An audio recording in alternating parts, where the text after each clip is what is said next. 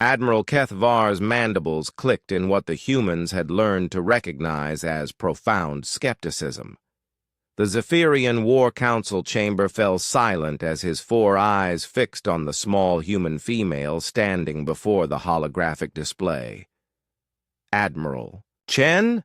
His translator rendered his chittering words into sterile standard. Your species has been part of the Galactic Defense Coalition for merely 2 cycles. Perhaps you should observe rather than contribute. Admiral Sarah Chen's expression didn't change, but Captain Rodriguez, standing beside her, noticed the slight tightening around her eyes. The rest of the alien commanders, Thrakari with their crystalline exoskeletons, the gaseous Veltar contained in their environmental suits, and the towering mammoth-like Gorthak, waited in anticipation. Humans were still the newest species. In the Coalition, their military tactics considered primitive by most standards. The Zarian Empire's fleet approaches with 3,000 vessels, Chen said evenly, her finger tracing the enemy formation on the display. Your conventional strategy calls for meeting them with our combined forces of 2,000 ships in standard battle formation. Precisely. Kethvar's voice carried the weight of centuries of military tradition. We have superior defensive positions. At the Kepler Junction, our energy shields will fail within 6 hours, Chen interrupted. The Zarians have plasma cannons that cycle faster than your shield regeneration rates. Your strategy is mathematically unsound. The War Council erupted in indignant chittering, growling, and harmonic resonances of outrage. General Thox of the Thrakari rose to his full 3-meter height, his crystalline plates reflecting the hologram's light like angry stars. How dare this hatchling question tactics that have preserved the galaxy for millennia? Chen stepped closer to the display, her small frame dwarfed by the towering aliens around her. Because your tactics assume the enemy fights like you do. They don't. She manipulated the hologram, showing the approaching Zerion fleet. Look at their formation. They're not coming to fight a traditional battle. They're coming to commit genocide. Their ships are loaded with planet crackers, not just military ordnance. Impossible, Kethvar scoffed. The Galactic Accords mean nothing to them.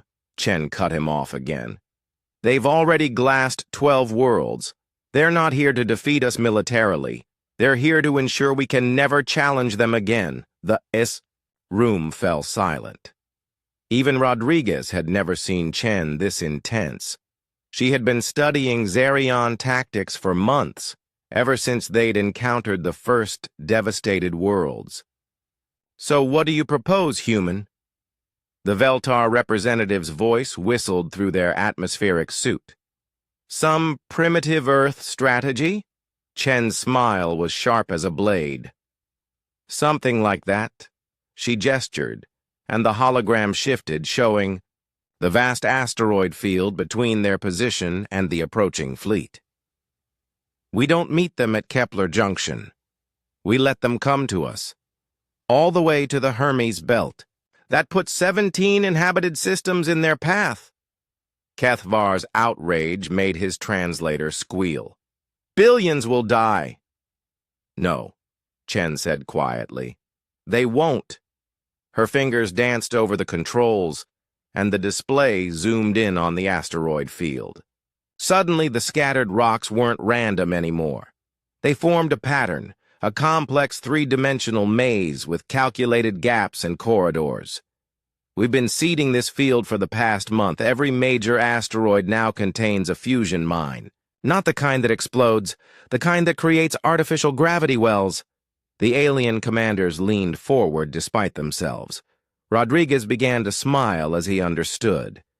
The Zarions will arrive expecting to find us cowering behind Kepler Junction's defenses. Instead, they'll find an empty system and a clear path to what they think is our populated core. They'll accelerate through the asteroid field at maximum velocity. Chen's hands moved again, and the simulation began to play. The Xerion fleet, 3,000 strong, entered the field in their arrogant formation. When they reach optimal position, we trigger the mines, not to destroy the asteroids, but to create a network of intersecting gravity fields. Their ships, traveling at 0.8 light speed, will be caught in a gravitational maze.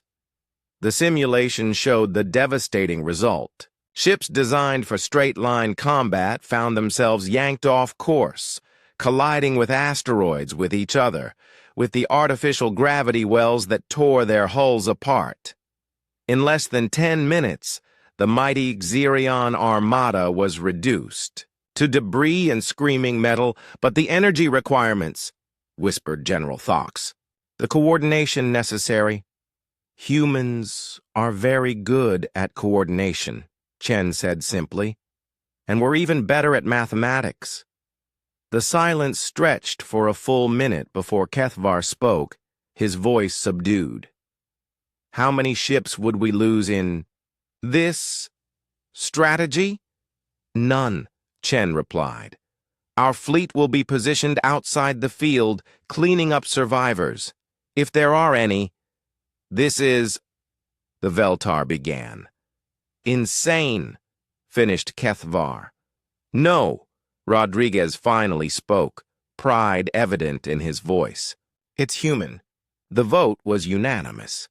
3 days later, Admiral Chen stood on the bridge of the Coalition flagship, watching the Xerion fleet enter the Hermes Belt exactly as predicted. The alien commanders had insisted on observing from her ship, claiming they wanted to witness human strategy firsthand. Gravity mines armed, reported Lieutenant Santos from the weapons console.